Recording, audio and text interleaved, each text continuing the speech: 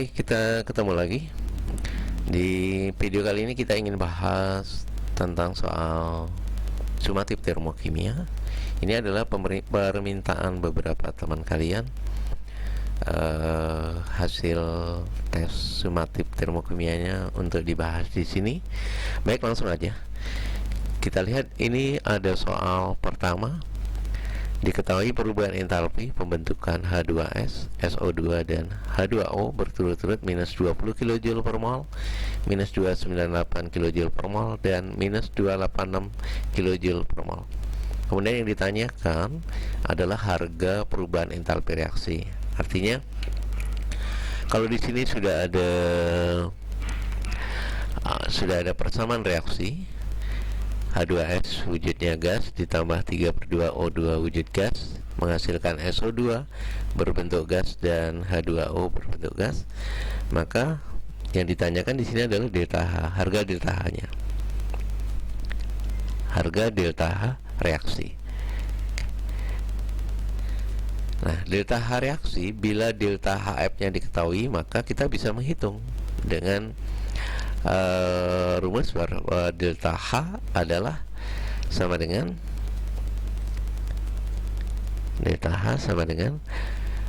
jumlah dari delta H reaksi delta jumlah delta HF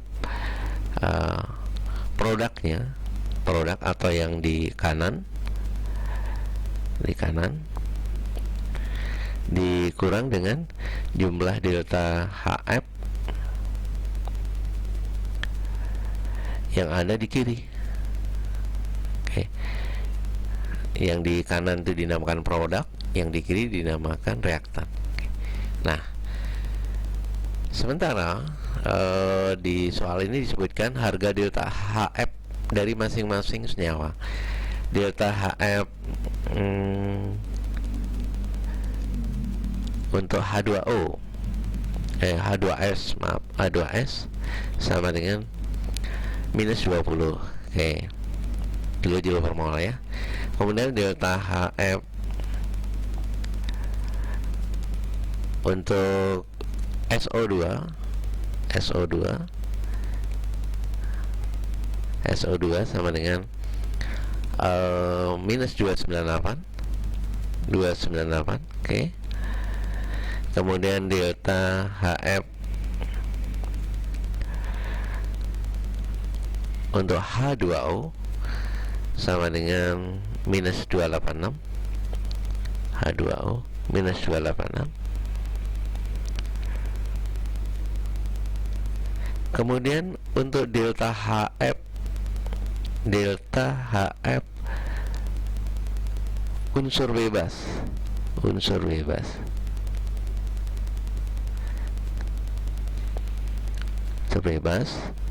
itu sama dengan 0. Unsur bebas itu misalnya apa? Misalnya ada O2, ada H2, kemudian ada N2 dan sebagainya. Nah, ini atau misalnya ada Zn atau ada Fe, itu adalah unsur bebas. Nilai delta HF-nya adalah 0. Nah, sementara kita lihat di sini persamaan kimianya sudah disebutkan bahwa H2S ditambah gas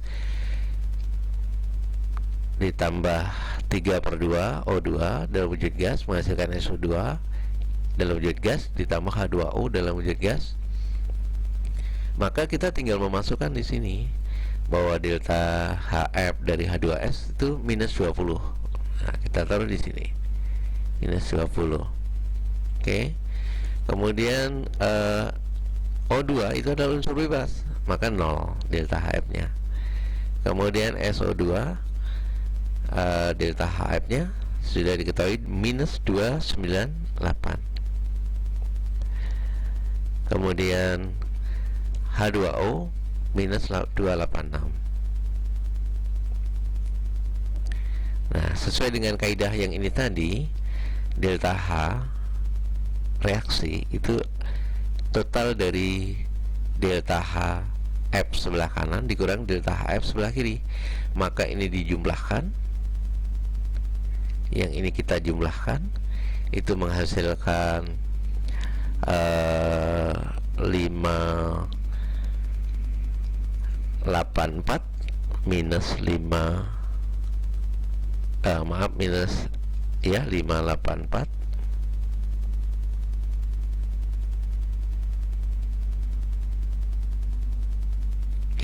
kilojoule per mol ya. Kemudian ini minus 20, maka kiri dikurang kanan. Kiri dikurang kanan artinya minus 584 dikurang minus 20, sama dengan minus 564 kilojoule. Oke. Nah, ini jawaban yang benar adalah minus 564. Oke. Itu pembahasan untuk soal pertama, dan kita lihat di sini adalah hasil analisa dari soal pertama ini. Dari jumlah kurang lebih 102 siswa nih kalau tidak salah yang ikut sumatif, sebanyak 94 siswa sudah menjawab benar. Berarti soal ini kategori mudah buat anak-anak ya. Itu soal untuk pertama. Mudah-mudahan kalian menjadi paham. Oke, selanjutnya kita bahas soal sumatif termokimia. Soal kedua, diberikan diagram tingkat energi sebagai berikut.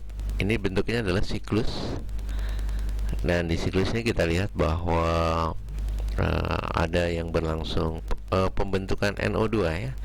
Ini intinya adalah pembentukan senyawa NO2.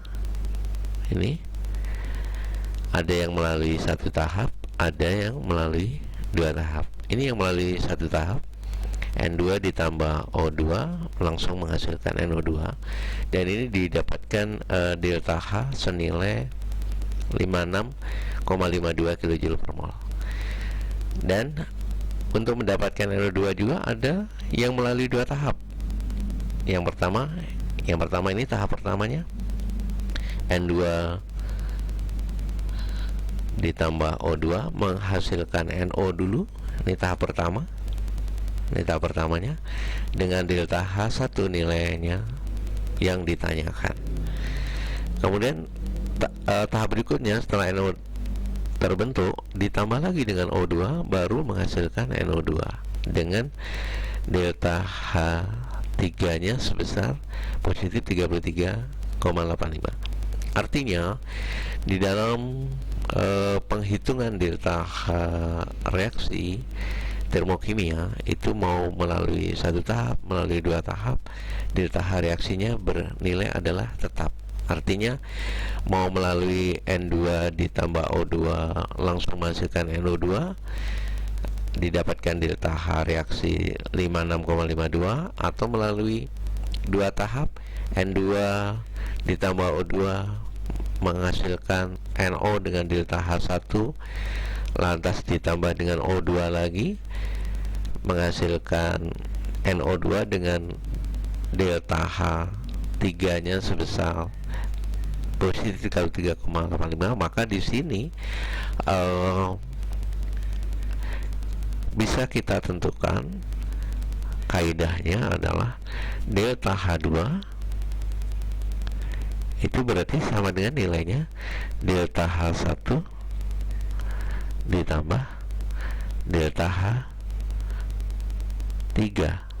Nah, kemudian delta H2 sendiri nilainya adalah minus 56,52 sama dengan delta H1 ini yang ditanyakan ditambah dengan delta H3 senilai 33,85. 85 kilojoule per mol. Maka delta H1 nya itu bisa ditentukan 56,52 dikurang 33,85. Nah, delta H1 itu sama dengan minus 90,37 kilojoule per mol, ya, kilojoule per mol.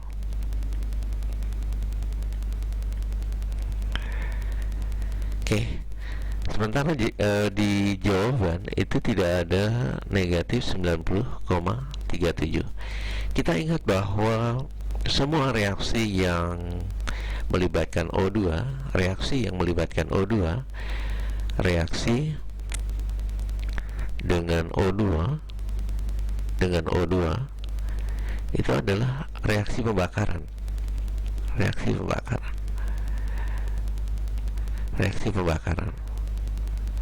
reaksi pembakaran itu sendiri termasuk reaksi eksotem. Ya, reaksi eksotem. Artinya reaksi eksotem delta H-nya harus bernilai negatif. Ya, delta H-nya harus bernilai negatif. Oke. Maka kalau kita merujuk pada soal ini dari jawaban yang disediakan, maka tidak ada yang tepat jawabannya kalau kita mengacu pada hasil yang kita peroleh sebesar minus 90,37. Maka soal ini mungkin jawaban yang dimaksud adalah yang 90,37, tapi ini tandanya harus negatif karena ini reaksi eksotem karena melibatkan O2. Oke. Itu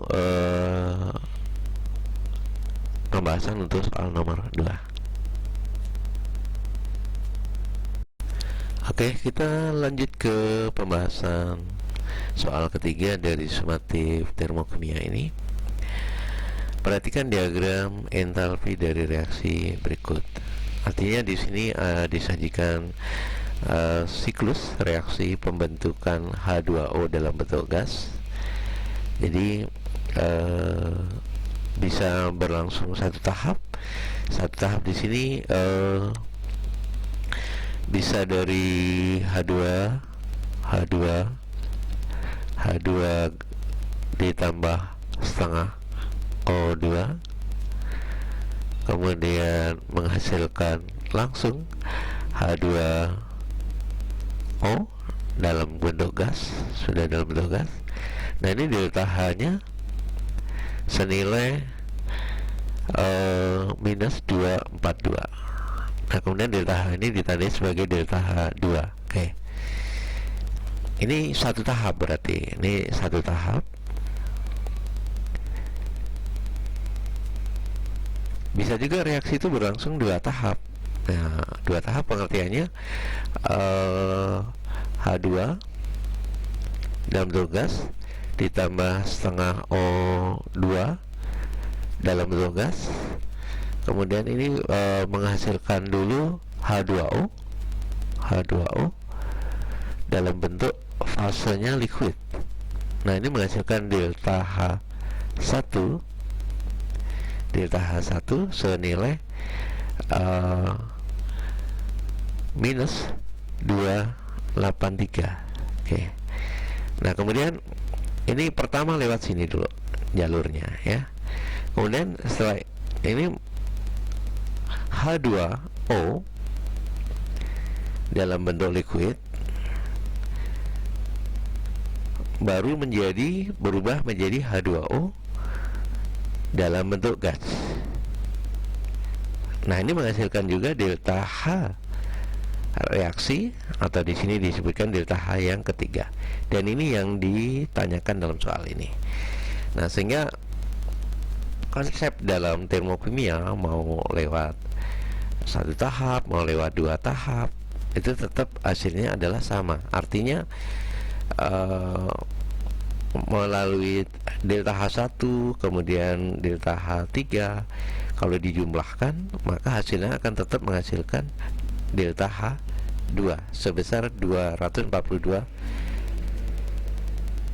kilojoule. Nah, sehingga dari sini bisa kita hitung delta H1 kalau ditambah dengan delta H3 itu senilai dengan delta H2 ya. Jadi yang tadi melalui satu tahap langsung mau melalui dua tahap tetap hasilnya akan sama.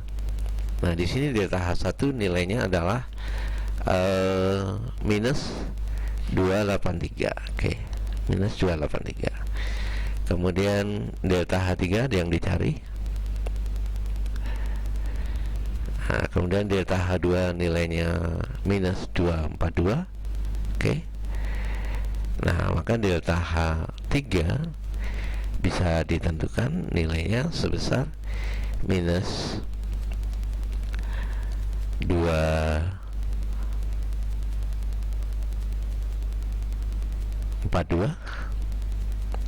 ditambah 283, hasilnya adalah minus 41 kilojoule per mol. Kilojoule per mol. Maka jawaban yang tepat adalah yang kedua, jawaban kedua. Nah, di sini sebanyak 82 siswa menjawab benar sesuai dengan kuncinya, dan antara kunci dengan apa yang kita bahas adalah sama.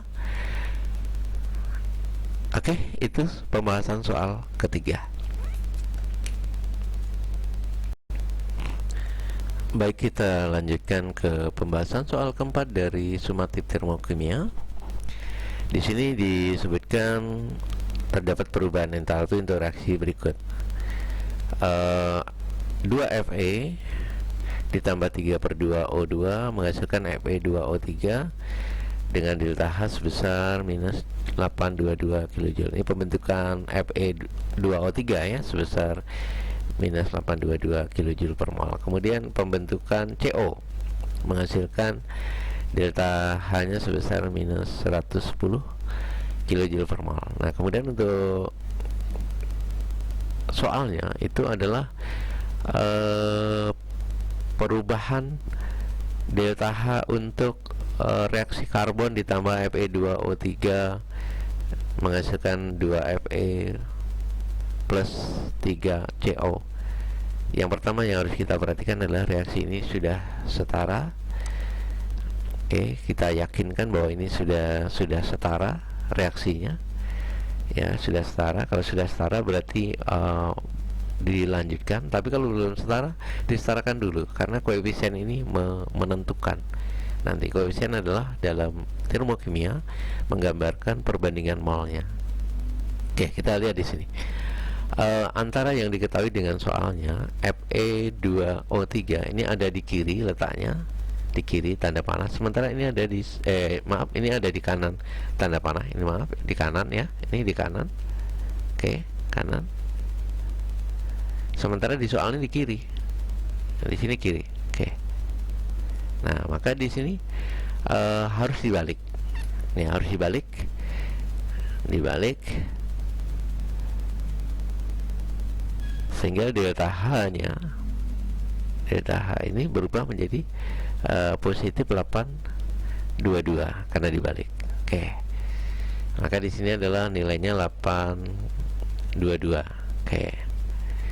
Nah, karbon ini karena unsur bebas maka nilainya 0. Oke, delta H-nya. Demikian juga dengan Fe. Fe nilainya juga 0 karena unsur bebas. Kemudian CO. Nah, CO di sini sama-sama di kanan. Ini di kanan. Oke. Kanan. Ini juga di kanan. Sehingga posisinya tetap, tidak perlu dibalik. Ini adalah tetap. Tapi ingat, tadi koefisien adalah menggambarkan perbandingan mol. Karena di sini ada koefisien 3, maka delta H-nya harus dikali 3. Ya, delta H harus dikali 3. Sehingga 3 kali minus 110 atau sama dengan minus 330. Oke. Maka untuk 3CO di sini nilai delta H-nya adalah minus 330. Maka kita tinggal menjumlahkan saja. Kalau sudah begini, kita jumlahkan ini antara dua delta H ini, kita jumlahkan sehingga menjadi plus 822. Oke. Ditambah dengan minus 330. Minus 330 di sini 2. Kemudian 12 dikurang 39, 7, 4. Ya, hasilnya ada positif 492. Oke, positif 492. Jawaban yang benarnya adalah positif 492. Sehingga kalau kita lihat analisa jawaban anak-anak, maka di sini ada 94 siswa yang menjawab benar sesuai dengan pembahasan. Sementara ini ada kesalahan, salah dalam memasukkan kuncinya, ya, salah kuncinya. Oke, salah kuncinya. Oke.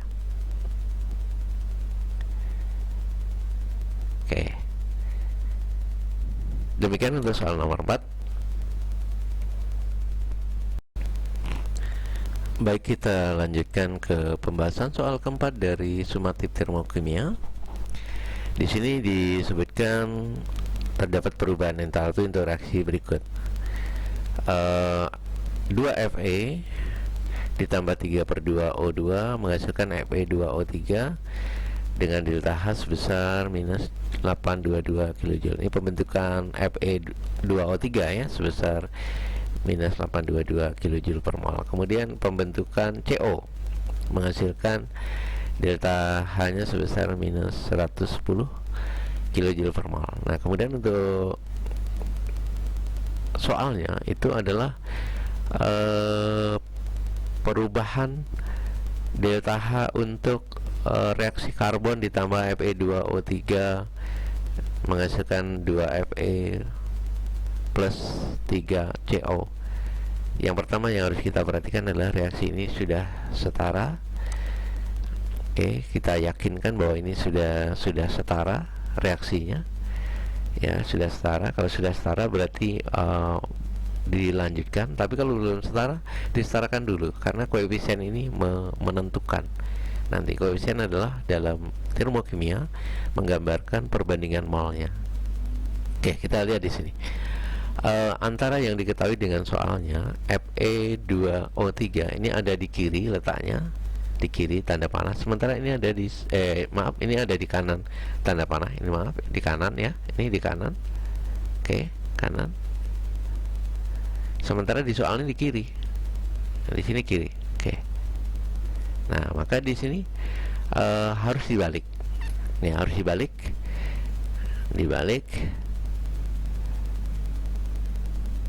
Sehingga delta H-nya, delta H ini berubah menjadi positif 822 karena dibalik. Oke. Maka di sini adalah nilainya 822. Oke. Nah, karbon ini karena unsur bebas maka nilainya 0. Oke, delta H-nya. Demikian juga dengan Fe. Fe nilainya juga 0 karena unsur bebas. Kemudian CO. Nah, CO di sini sama-sama di kanan. Ini di kanan. Oke. Kanan. Ini juga di kanan. Sehingga posisinya tetap, tidak perlu dibalik. Ini adalah tetap. Tapi ingat, tadi koefisien adalah menggambarkan perbandingan mol. Karena di sini ada koefisien 3, maka delta H-nya harus dikali 3. Ya, delta H harus dikali 3.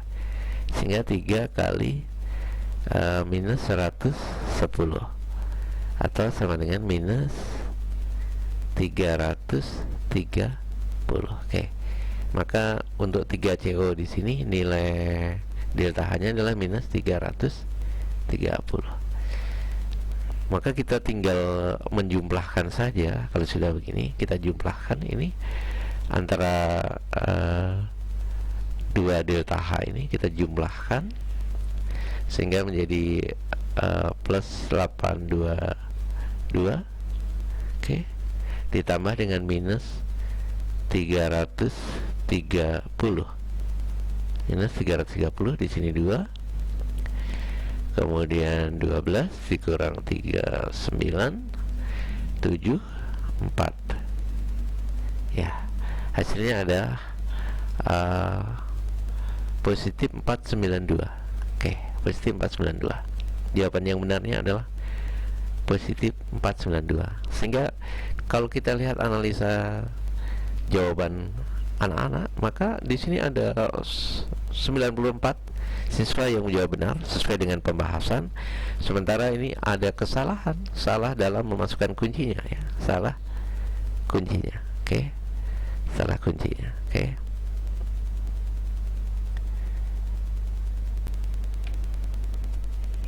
Baik, selanjutnya kita bahas di video ini untuk soal yang kelima, ya, soal yang terakhir.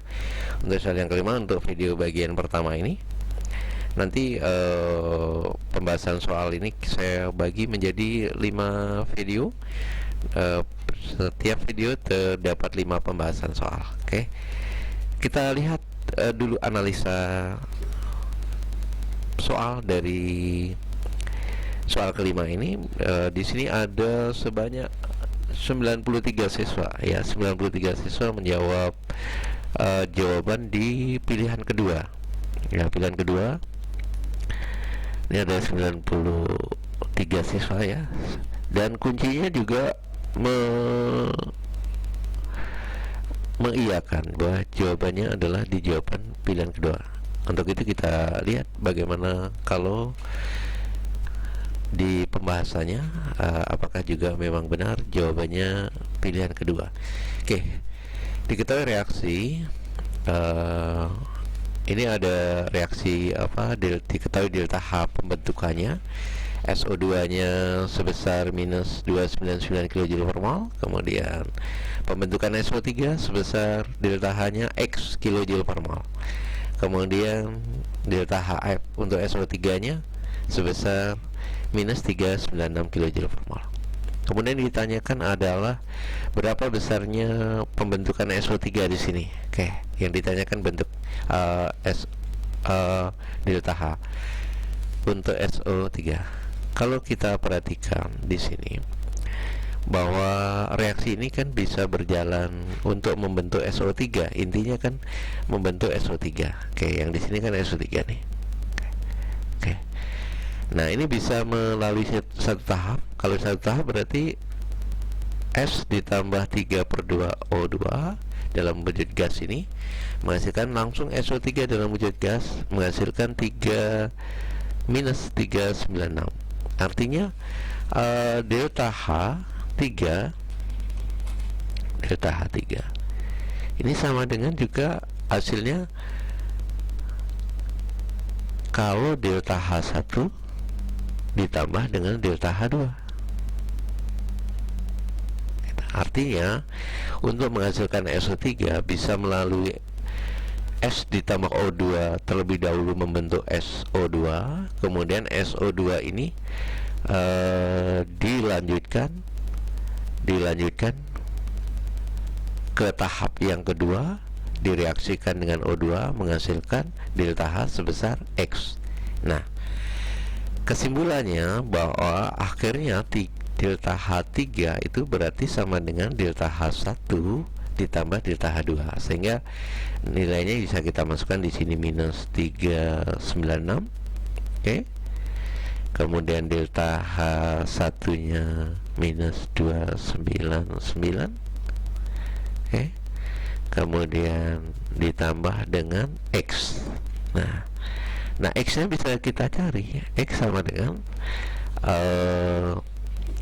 minus 396, oke, ditambah dengan 299. sehingga X nilainya sama dengan